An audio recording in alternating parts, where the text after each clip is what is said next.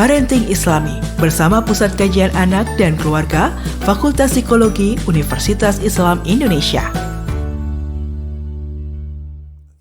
Bismillahirrahmanirrahim. Assalamualaikum warahmatullahi wabarakatuh. Waalaikumsalam warahmatullahi wabarakatuh. Program Parenting Islami kerjasama antara Radio Indonesia dan Pusat Kajian Anak dan Keluarga Fakultas Psikologi Universitas Islam Indonesia hadir kembali untuk menyapa Anda di hari ini. Semoga hari ini membawa kebahagiaan dan juga membawa keberkahan untuk kita semuanya ya.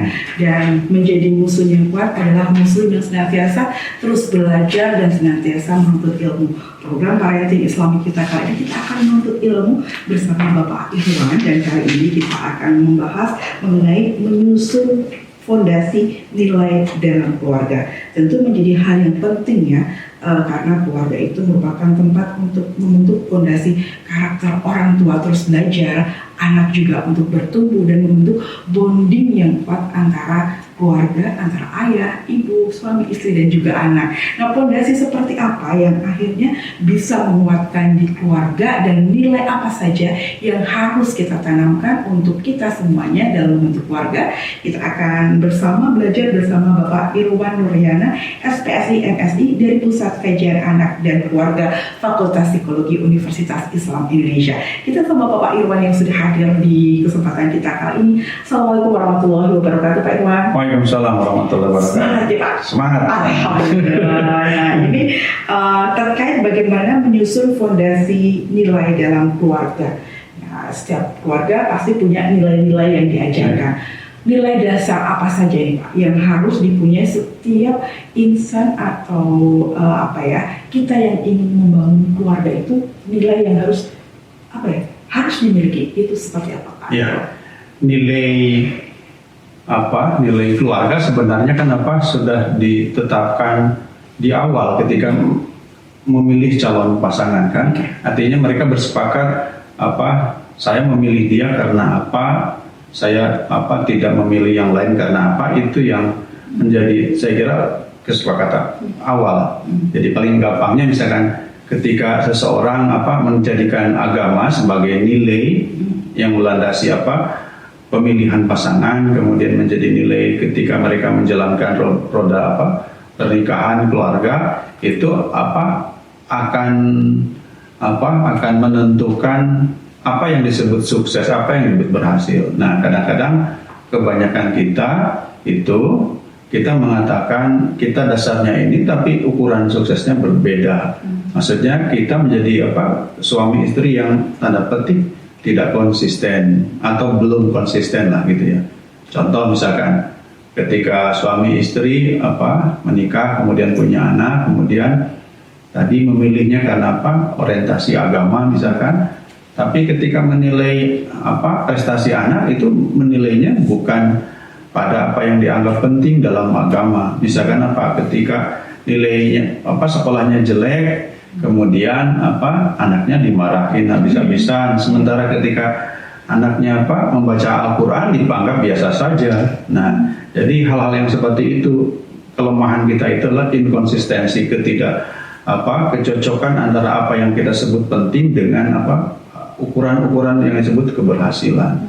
Nah, mungkin hal itu terjadi karena karena kita perlu terus-menerus mengingat kembali tujuan awal pernikahan berkeluarga itu kesadaran tentang meskipun sebenarnya bukan berarti tadi tadi kan prestasi ya. Nah, sekarang kan alasan kenapa prestasi ya, karena orang lain menilai prestasi itu. Nah, sekarang harusnya supaya lebih kuat daya dorongnya itu kenapa ya kita harus berprestasi? Oh, ternyata Allah memang menuntut kita untuk berprestasi. Jadi ketika ada pujian tidak, anak kita itu akan melakukan itu, melakukan terbaik dalam setiap aktivitas kegiatannya di sekolah, di rumah, begitu juga ketika kita sebagai suami istri, sebagai keluarga, maka kita berusaha untuk ayyukum ahsanu amalan. Jadi mempersembahkan amal terbaik kan gitu. Jadi perbuatan terbaik. Jadi kenapa kita tadi perasaan takut dan lain sebagainya. Jadi mungkin tadi anak kita dituntut berprestasi. Nah, kamu prestasi ya. Kenapa? Karena Allah suka orang yang berprestasi. Itu mungkin jadi tinggal diganti channelnya. Kalau channelnya selama ini tuntutan dari orang tua, itu atau dari tuntutan sekolah, kita naikkan lagi levelnya ke level yang lebih tinggi karena alasan spiritual, alasan rohania itu. Nah, begitu juga misalkan dalam kehidupan suami istri dan keluarga, kan kita diminta untuk ihsan. Jadi memberikan sikap terbaik kepada pasangan kita, kepada anak-anak kita dan seterusnya.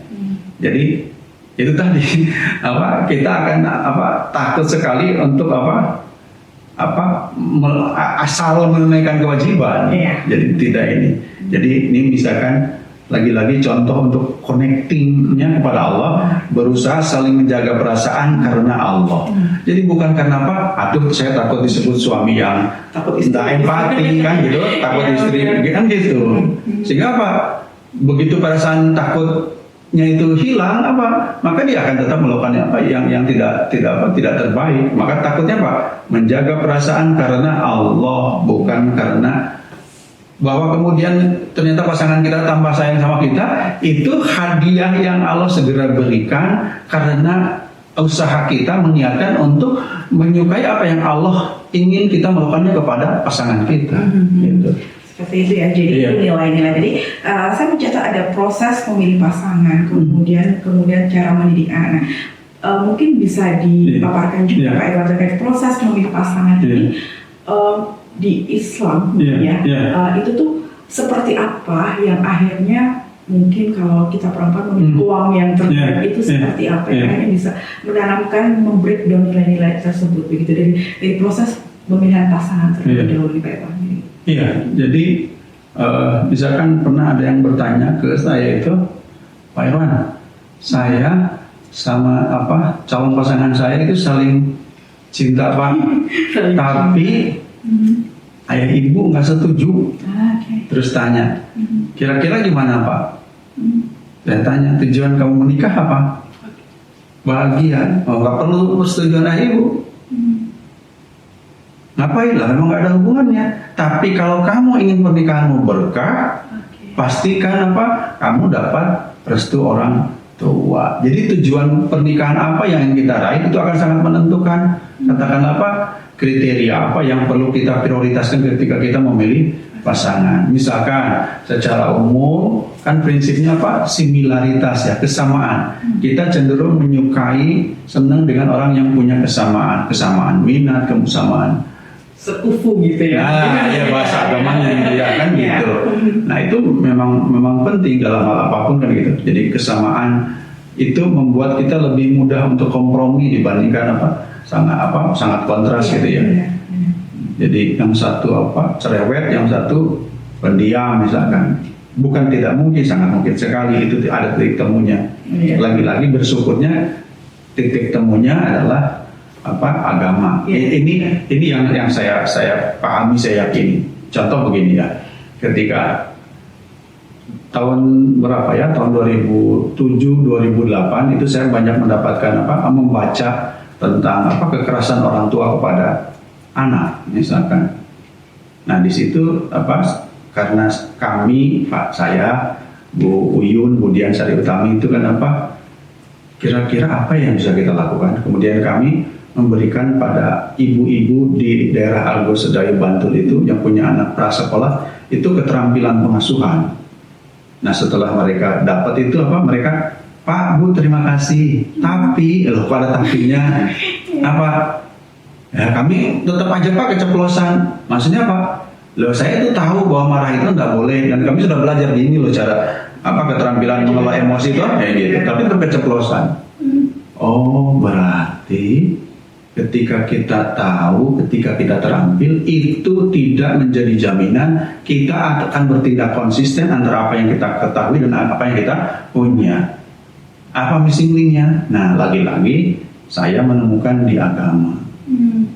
Jadi diprediksikan sangat kuat, diduga kuat, orang akan lebih konsisten berperilaku sesuai dengan apa yang dia ketahui, diyakini ketika dia tahu apa yang dilakukannya dicintai Allah, dibersamai Allah. Innallaha yuhibbus sabirin, innallaha ma'as sabirin. Nah, di situ saya menjadi sangat yakin sekali bahwa skru missing linknya itu ada di agama. Nah, termasuk juga ketika pernikahan. Karena ketika kita mengatakan pasangan buruk, pasangan memuaskan, itu apa nilai utamanya?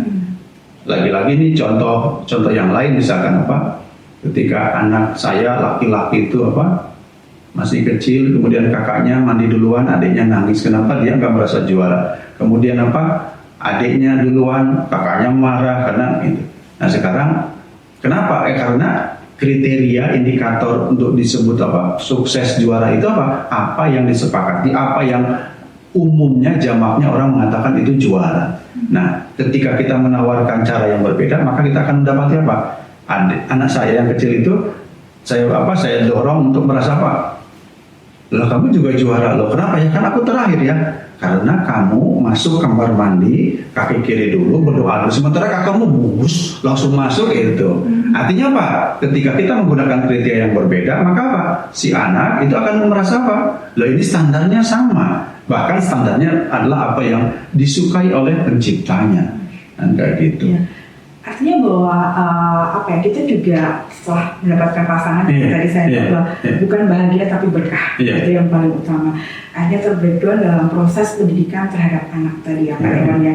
Proses pendidikan anak itu yang juara itu bukan yang berprestasi dunia, artinya bahwa bagaimana memasukkan nilai-nilai agama ke dalam kehidupan dari bangun tidur sampai tidur lagi begitu Pak Irwan. Nah, ini proses mentransformasi proses untuk memberikan edukasi ke anak-anak agar juara itu adalah kamu yang mengamalkan nilai-nilai agama ini. Bagaimana ini untuk memberikan komunikasi kepada anak-anak kita gitu ya. Itu seperti apa? Jadi itu tadi saya kira ketika landasannya agama, maka kita dituntut menjadi orang paling berprestasi di dunia ini, baik sebagai suami, sebagai istri, sebagai anak. Jadi cuma sekarang bedanya adalah ketika yang mendorong, memotivasi kita berprestasi adalah misalkan pengakuan orang atau penghargaan jual, itu bukan itu. Maksudnya tapi jadi bukan berarti jangan berprestasi. Kalau saya bukan, justru kita itu dituntut untuk orang yang paling berprestasi. Kenapa? Wal tandur nafsum ma qaddamat lihat. Kan itu. Artinya menjadi orang yang merugi di akhirat kelak ketika kita hari ini malas-malesan, tidak berprestasi, dia dandan seadanya. Nah, cuma kan lagi-lagi bukan berarti tidak boleh dandan, cuma kamu dandan untuk siapa? Lah, sering lupa orang dandan untuk yang lain, bukan untuk pasangannya. Oh iya benar. Lah itu. Di rumah pakai daster. Jadi Jadi dari senuainya itu yang harus diperbaiki. Jadi kita harus menjadi keluarga muslim yang berprestasi. Jadi Kenapa ya? Karena memang harus seperti itu kita. Kenapa kita akan menjadi orang-orang yang rugi nanti? Betul ya. Artinya menyenangkan keluarga dan pasangan ini prioritas gitu ya. Tapi kadang di zaman serba digital ini tuh semua yang terjadi di sosial media itu kayak kita memberikan makan di sosial media sampai lupa dengan keluarga kita. Seperti itu kan menjadi kasuistik yang mungkin bisa terjadi. Akhirnya nilai-nilai yang dibangun ini adalah nilai-nilai standar di sosial media, mungkin jadi tantangan juga ya Pak Irwan. Ini juga bagi keluarga yang mungkin kalau di zaman sekarang kan anak-anak Gen Z sudah mulai membangun keluarganya. Mungkin bisa diberikan semacam sharing motivasinya agar teman-teman, terutama teman-teman yang Gen Z atau mungkin milenial akhir ini, agar nilai-nilai itu tidak tergerus dengan apa yang terjadi narasi di sosial media, sehingga fondasi yang ada di keluarga ini menjadi kuat. Itu seperti apa Pak? Jadi memang itu tantangan, dan saya juga mengalaminya ketika media sosial, internet macam-macam itu, maaf misalkan kalau kita pakai bahasa agama itu, kita mungkin terkoneksi dengan jangan menjadi hamba beludru, jangan menjadi jadi maksudnya teringat terus, jadi apa, mungkin istilahnya siapa, FOMO gitu ya, merasa takut ketinggalan macam-macam. Tapi lupa membaca Al-Quran merasa tidak ada masalah kan, kayak gitu. Jadi status ya. Iya. Jadi memang itu itu tantangan yang perlu kita hadapi sehari-hari. Jadi lagi-lagi kembali di sini misalkan lagi-lagi saya mau mencontohkan aja, saling mengingatkan satu sama lain karena Allah untuk menaikkan sholat 5 waktu, puasa Ramadan, memelihara kemaluan, menaati pasangan. Ya. Jadi itu ya, yang sehari-hari saja, yang kita lalui, yang dihadapi dan seterusnya. Jadi bagaimana justru memanfaatkan teknologi yang tadi jadi challenge itu, tantangan itu justru membuat keluarga semakin, maaf misalkan bagi saya, berusaha untuk menjadi lebih dekat kepada Allah. Jadi bukan menjadikan itu kambing hitam. Menjadikan teknologi sebagai karunia kita semuanya, Pak Irwan ya. Terima kasih Pak Irwan sudah hadir di program Parenting Islami kita kali ini. Kita akan ketemu lagi di segmen selanjutnya. Dan terima kasih sahabat Indonesia sudah menyimak program Parenting Islami. Anda tentu bisa menyimak ya program Parenting Islami, hadir setiap hari Sabtu pukul 10 waktu Indonesia Barat, dan hadir juga di kanal YouTube Radio Unisya. Dan ini merupakan kerjasama antara Radio Unisya dan Pusat Kajian Keluarga dan Anak Fakultas Psikologi Universitas Islam Indonesia. Parenting Islami bersama Pusat Kajian Anak dan Keluarga Fakultas Psikologi Universitas Islam Indonesia.